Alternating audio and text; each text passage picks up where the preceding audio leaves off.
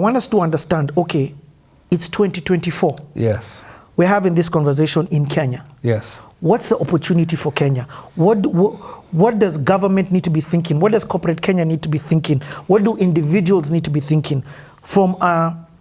What's the mindset that we as a country and a continent need to have? Especially, I'm not talking about the West, I'm trying to focus on Kenya and Africa. I'll start on a micro level. How can I get quicker from point A to point B using the technology that I have? I'm going to enable AI.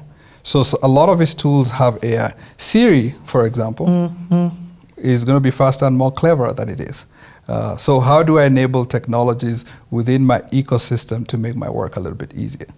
I'll give you guys an example, an email. There's Microsoft Copilot. I can say, I want a PowerPoint presentation saying, outreach of artificial intelligence in Africa. Make it 10 pages, use specific examples. Click a button. 10 pages with all the graphics that you ever need. You see, professionally, that used to take a long time. Yep. So you can start enabling it for your personal life. Very easy. That's at a micro level. Still at a micro level in the company, a lot of these tools that you already have within your ecosystem are going to have AI capabilities. So how do you move this piece to this piece? If you can be able to turn on AI capabilities within PeopleSoft, for example, or Workday, which is some of the tools that people use, then that will make you a little bit more efficient, more effective. At a macro level... Just before you get the macro, I want to throw in something there. I'm subscribed to a channel that's called There's an AI for That. Yes. Literally. Yes. There's an AI for that. Yes. I know you may be thinking this is just about one limited segment of taking photos and social media. No. Yes. Whatever you can think about and you're looking for a solution, there's an AI for that. Yes. Let me scare you on this. So the conversation that I'm having with you on video, probably you can take a minute of it. I saw some interesting AI piece of it. A minute of it, and the rest of it could be written. Yes. And then I could be sitting next to you. But what it says in the image of Alex Gacheche, in his CTA interview for this and this, can you create a bot that replicates him and is able to tell the same story that he would tell based on his background? So it's changing the world. Can I say something? You've said something that's so huge there. Yes. With this, and you've explained the reason from AI, from CTA, from a perspective that I never knew existed, but I understood it later on. Yes. Because of where the world is going, and this technology, there's also the negativity that comes in it. So there's a lot of people who are going to create fake images of you and make you say things that you didn't see. Yes, and that's why there's a huge push, and most of the companies, including Meta, are doing, a watermark in the background. Yes. To make sure you understand this is derived from AI, which is really, really important. And you can't remove that watermark. So anytime that you see something, you just see the watermark, it's derived from AI.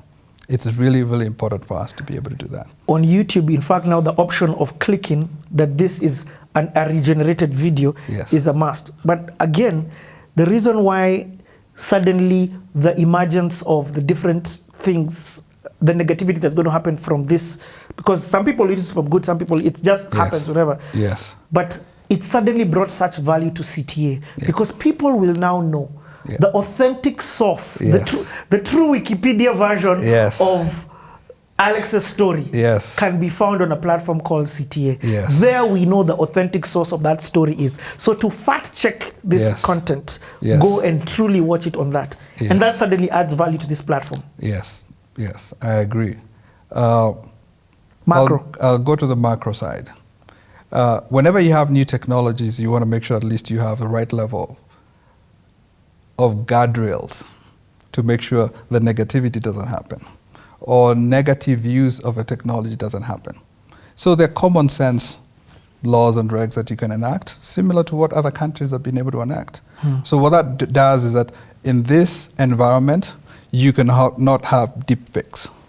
And therefore, make sure that at least you're protecting your people. Okay? So from a macro perspective, a government can do that. The other piece that a government can be able to do is enable and mobilize resources towards researching what you can do with this technology within the ecosystem as well. I don't know, how long does it take to get an ID? 45 days? You can click a couple of databases, make the connection, go in, take a picture, I have my fingerprints, and at the end of that, you get an ID. Could take a week. I don't know how long it takes in this environment. But there's so many things that you can do to streamline government services. Let me go to the macro level within the company. No, let's finish up the macro level from a government perspective.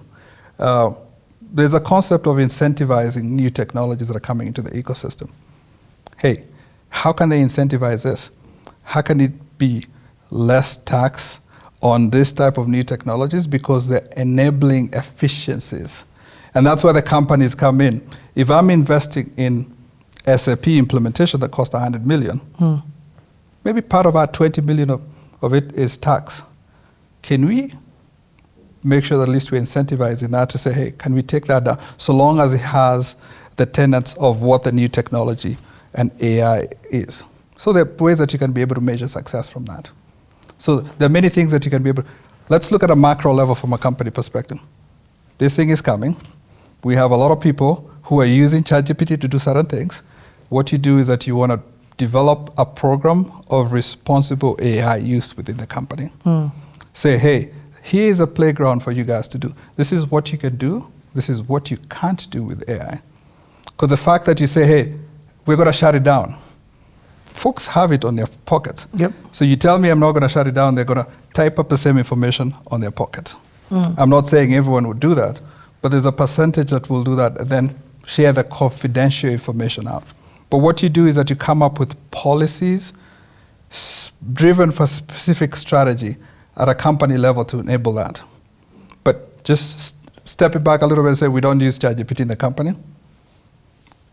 I think it's a little irresponsible. Yes. What about from the education perspective? I feel there's an opportunity to get ahead of the curve and begin to. I studied Estonia when it came to digital. Yes. So for me, Estonia was my benchmark when I was getting into the digital space. Okay, not getting in, but I've studied it. Yes. Kadri, a big shout out. She is the consulate, anyway, for the ambassador for Estonia to Kenya. Yes. Estonia reworked their whole system and introduced internet very early. Yes. Almost, and thought of it from an element of a basic need. Yes. With this AI thing, what's your view on it when it comes to market penetration through education? Yes, I love, this is something that I'm very passionate about. You know, one of the things that were differentiators in my life, I ended up spending some time in Harvard, is Harvard Business Reviews.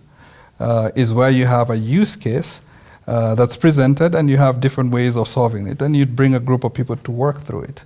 For you to subscribe to that, it spent a little bit of money. But that was a very effective way of doing it. Right now, you can bridge the gap using some of the technologies that we have to create some of those business cases in the context of where you are. But what I'm also really excited about is the possibility of bridging the gap, not just in Harvard Business Review, but also making it a basic necessity for everyone. It's like when you're coming up, I know a couple of years in some of the states, they had made coding requirement. So as you're coming up, you needed to do a class in coding. That really changed the narrative. All of a sudden, people are tech savvy. People are focused on the most important thing. Yes. Because technology, you see the capabilities that can simplify your life the more you use it. You know, you talked about, back in 2000, you talked about the introduction of outsourcing jobs. Yes. AI is another way of outsourcing jobs.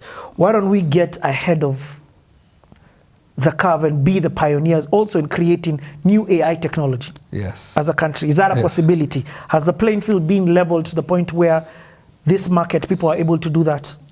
I think that's another government thing that they can do, is that how do we enable folks in the tech space innovate the next generation AI that's specific to us in East Africa or Africa in general. That's really, really important. But I'll also give you another example, going back to examples of using AI in education. The VR experience. This was mind-blowing.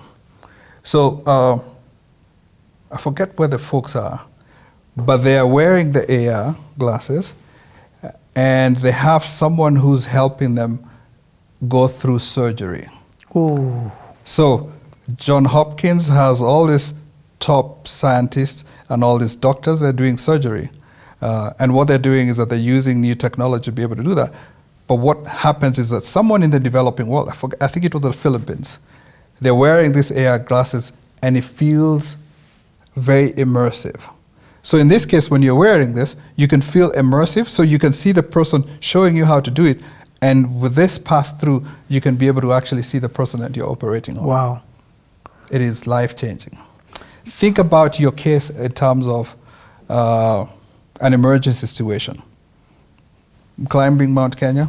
I'm a nice, happy guy, and I'm going in, and I start losing breath. And then I drop.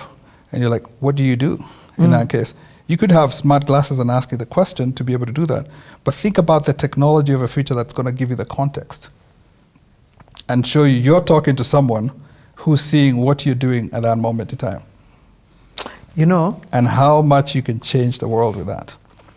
When I started having this conversation with you, I'm so passionate about this topic. Yes. But I'm so happy that you're here. Yes. When I started immersing myself in VR, virtual reality, and augmented reality, yes, I was like, is it that difficult to create this content for this experience? Because when I would put on this thing, yeah, I'd go to Paris, yes, from my yes, room. Yes, I'd go yes, for concerts from yes, my room. Yes, you know what I mean? yes, And I'd be like, yes, man, people need to experience this. Yes, yes. So what I actually did yes, is I bought equipment to film in 360. And on this channel, yes, CTA, yeah, if you've never been home, yeah, you can go on top of KICC, put this thing, you can do it with your yes, phone, by the way, yeah, but with your phone, the experience is not as good as with the VR thing. Yeah. And you can actually put this thing on and it will be like you're on top of KICC. I filmed the expressway, yeah, from beginning all the way to end. I went for a Giuliani concert and yeah, I filmed it. yes, If you put this thing on, yes, it's like you are there. Yes, yes. You know what I mean? There's a full immersion feel that you're present. You know, when we left and went to the States back in the day, we were just being told this is how America is. Right now, even with YouTube, you can actually drill down. He said Las Vegas, let me go check it out. You can actually be present on the ground level. With this, you have a full immersive feel. Yep. It is totally life-changing because it puts you on the street in Las Vegas and you're looking around and you're like, oh, this is different. And this can help tell our story. You did the highway. The expressway, yes. The expressway. That's interesting.